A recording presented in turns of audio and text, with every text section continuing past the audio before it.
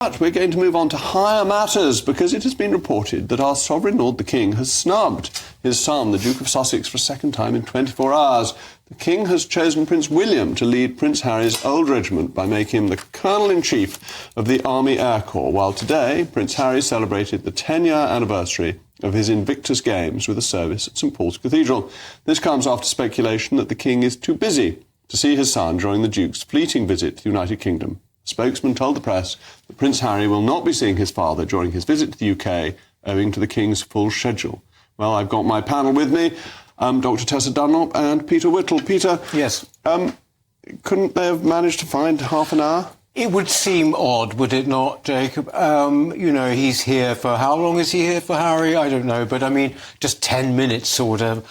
But, I mean, the point about these sort of issues, particularly with the royal family, is that we're whistling in the dark, really. We don't really know, actually, the characters involved. But one's instinct is that I can't imagine that the King, who seems a very sincere man and, from what I can gather, quite a religious man as well, that he would actually kind of be vindictive about not seeing his son. Well, in The Prodigal Son, the father sees his son in the distance and actually runs to go and greet him. It's a very different story from this one. Yeah, I do feel that irrespective of what goes on behind closed doors, and I think we always grapple or fail to forget that it's not just a personal family, it's also a thumping great institution, that a little bit more thought could have been given to optics. It doesn't appear redemptive or kind to prevent your son from seeing you, even if it's just a, hey, Dad, how you doing? Here's a ghastly present from California and a cap to cover your bald patch. You know, that's all it takes. Well, that's the way people should speak to the King, even if they're... Well, but he's anyway, his dad. He's his papa, isn't he? So he's the King. Well, I believe that Harry, you know, we know that they have a father-son relationship, which I thought that in his book Spare, which I bet neither of you two read, and I did, I'm not sure whether that's a point of pride or not.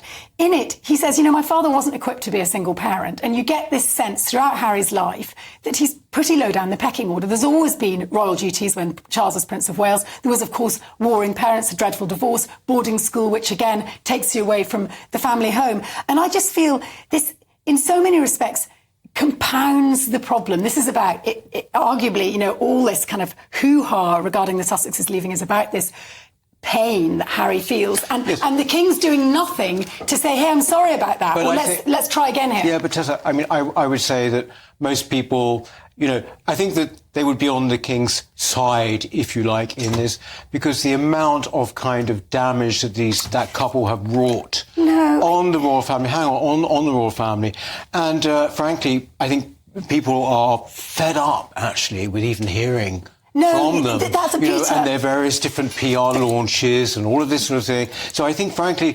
I think most people will be sitting at home thinking, well, actually, you know, fair enough. You know, you've just done nothing, actually, but cause them grief. And, you know, Peter, a lot of people will, because the only narrative they are spun is the one that's cast through the predominantly right-wing press, which castigates Harry and Meghan. Arguably, he could have gone so much further. Yes, he was a man in pain. Yes, he made mistakes. But with Harry and Meghan, it's quite simple.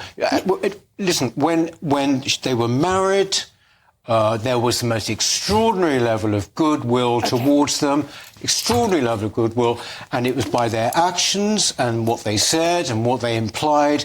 Basically, people went right off them. We're today now, we're not pre-2018. And the truth is, at that service, Harry was flanked by the Spencer family, and in the Royal Garden Party 2 miles down the road, you had the King surrounded by his family, and whether they like it or not, it looks like two sides of a trench, and you know it. Isn't that always the feeling that any conversation anyone has with Duke of Sussex will be in his next book? And the royal family can't risk that. And do you know what? The King could just say, hi, son, how'd you take your tea these days? I mean, they don't have to have profound conversations about prostates and bowel movements. Really, they don't. Thank you so much to my panel for mentioning that particularly.